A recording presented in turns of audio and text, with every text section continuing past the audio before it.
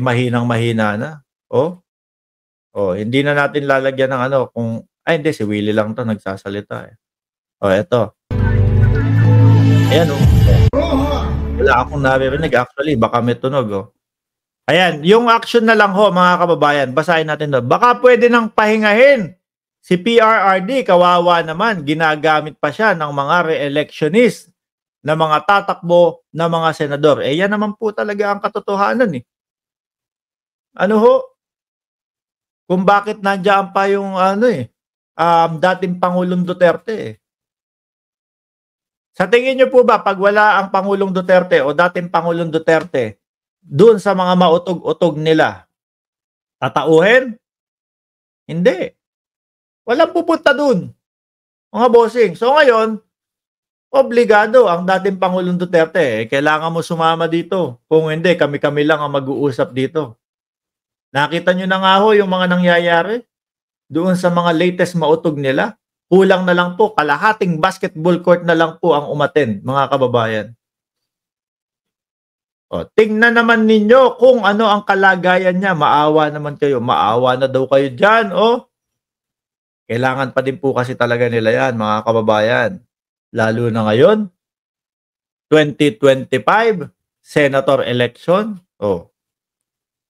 Kailangan malaman ng taong bayan na sila ay tatakbo. Paano nila mapapalabas ang taong bayan sa kani-kanilang mga bahay? Dalin mo si PRRD. No? Pag sila-sila lang, walang pupunta dyan. Tignan ho natin yung sinasabing mahina na po, mga bossing. Ilan ang alalay? Si Willie. Ikaw na nga ang pinahanap ng... hindi na ho makalakad, mga kababayan. Di ho ba? Yung alalay na lang po, mga kababayan. Ayun din ang hindi natin maiiwasan, no? Ayan. Tama to si Ma'am Lorelai Diesener. Paawa effect lang yan. Papilay-pilay. No? Although naaawa tayo, pwede din pong isipin yan. Kasi mga kababayan, lahat po ng nakokorte, lahat po ng napapatawag sa Senado, no? Na mga politiko, karamihan ho sa kanila, may neck brace. Nakaupo sa wheelchair. Hindi ho kaya ito papahuli nyo pa ako sa ICC? Tatawagin nyo pa ang ICC? Ipapatawag nyo pa ako sa Kongreso? Ganito na nga ang sitwasyon ko? Di ho ba? Dalawa lang ho yan, It's either totoo na mahina na kaya lang hindi makatanggi doon sa mga re-electionist, walang magiging tao kasi yung kanilang mautog, or eto na nga, kunyari na mahina na para maawa ang taong bayan na di na nga ako makalakad. Sisigaw pa kayo ng ICC dyan. Ipapatawag nyo pa ako sa Kongreso. Yun lang ho ang pagpipilian natin dyan, mga kababayan. Wheelchair na yari sa LB. Louis Vuitton, mahal yun. Sabi ni Neil Deluta, sakit-sakitan yan, Sir Mark. Style na yan ng mga politiko na sangkot sa anomalya na may mga kasong isinampa sa kanila. Bago ho ba sampahan ng kaso ni Antonio Trillanes na dating senador, ganito din po ba maglakad ang Pangulo, ang dating Pangulo?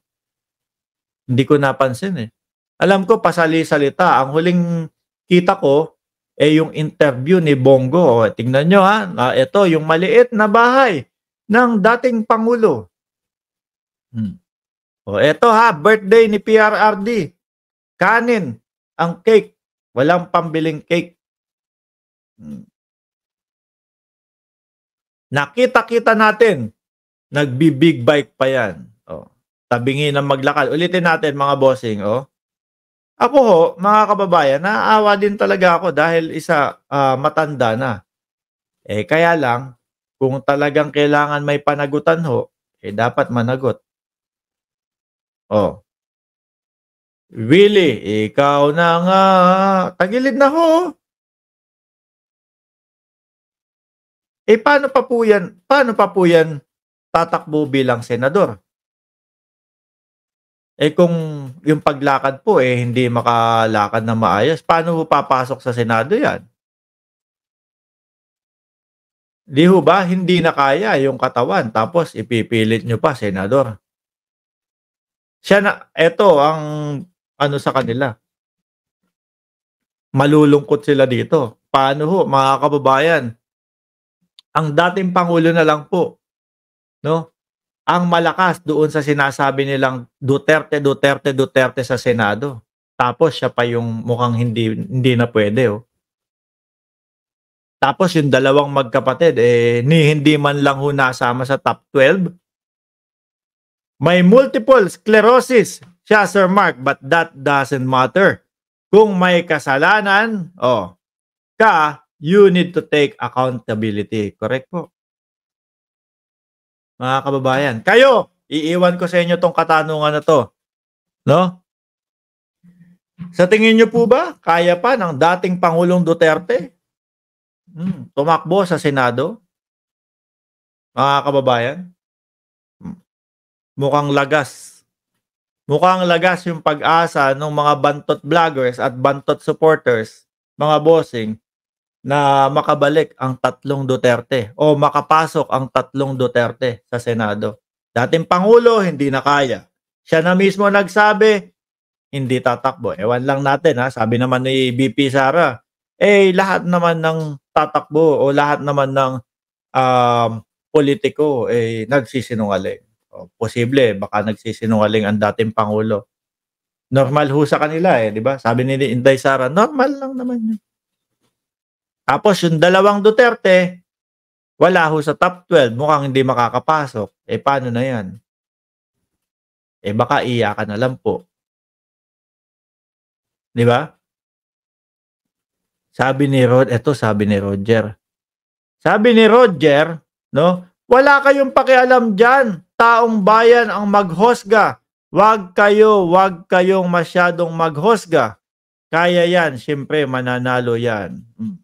Mananalo daw po mga kababayan. Kayo nang bahala kay Roger. Muli po, maraming salamat and God bless po. 946 viewers, wag niyo pong kalimutan na mag-like, mag-subscribe, and mag-share dito sa ating channel, mga bossing. Nako, ilan na lang? Konti na lang to no? 250k na. Grabe kayo. Maraming salamat po sa inyo. Walang sawang pasasalamat po.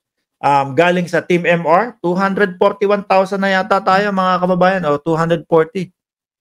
Road to 250,000. Maraming salamat and God bless po sa ating lahat.